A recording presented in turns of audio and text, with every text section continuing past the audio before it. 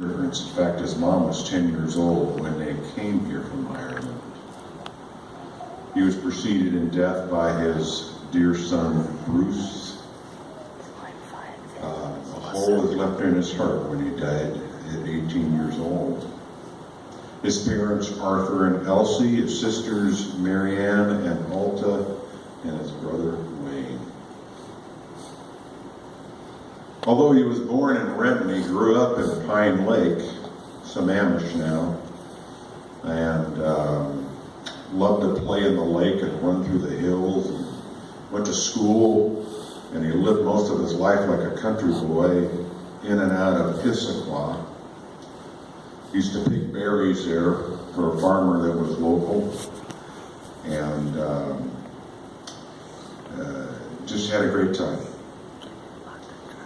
The daughters were telling me of a time when he was a kid, the boys got on their bike and they went down Rattlesnake Hill and 212th Street Avenue Southeast. Those of you who live in Sammamish know it. They're just repaving it right now. They went down the hill and went into town to go see a late evening movie. It was a horror movie.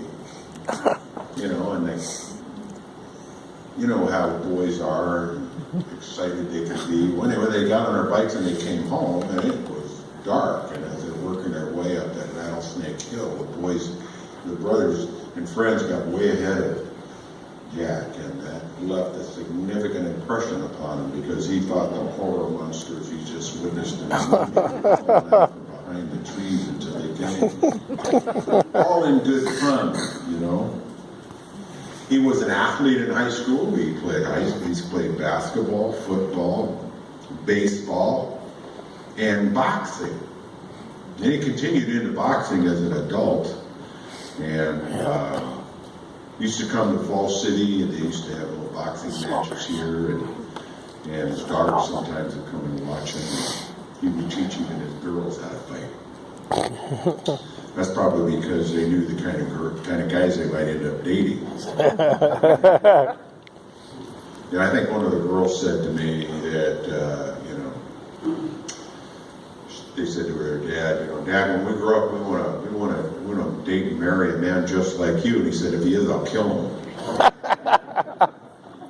That was my ad, but not theirs.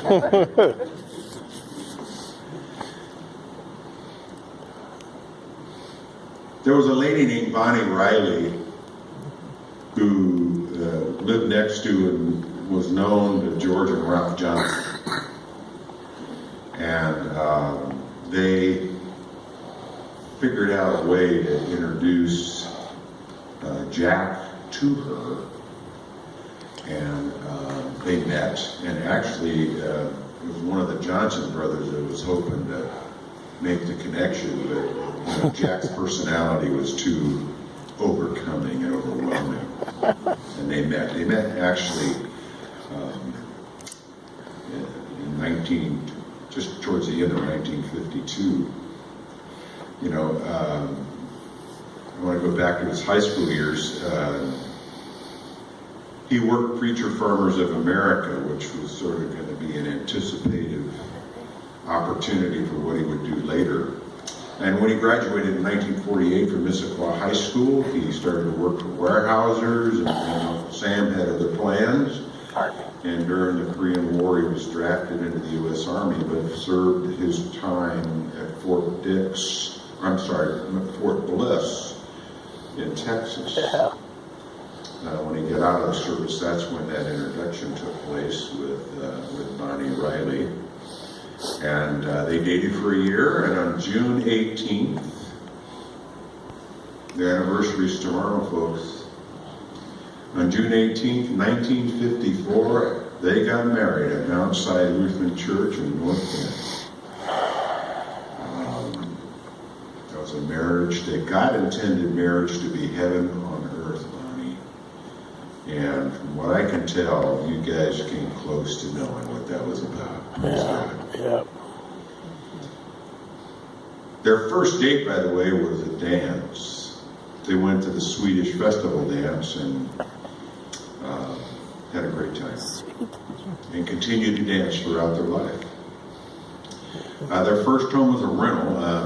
Jack's brother had joined the Navy, and he had a house near Pine Lake, and so in order to keep the place up, they moved in there and lived there. Well, Jack's brother was in the service, and on his